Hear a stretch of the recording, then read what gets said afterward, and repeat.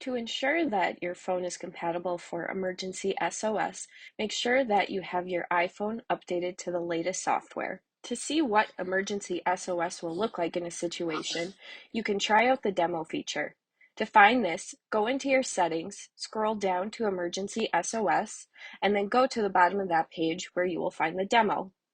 Make sure that you are outdoors, away from houses or trees, and in a relatively open space, or the demo will not be available to you. Emergency SOS via satellite can help you connect with emergency services under exceptional circumstances when there are no other means of reaching emergency services.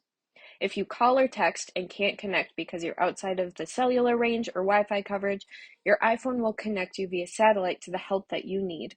It may take some time to find a satellite, but once it does, you will be brought to a screen to show a sample of what the texts and messages would look like if you were in an emergency situation. If for whatever reason a satellite moves out of your range or you move away from the satellite, a prompt will come up telling you to enter back into the satellite area before you lose your connection. You can see a few examples of what an exchange might look like if you are in an emergency situation. In order to have Emergency SOS available to you, you will need to have an iPhone 14. We hope that you will never have to use this feature, but just in case, we hope this was helpful.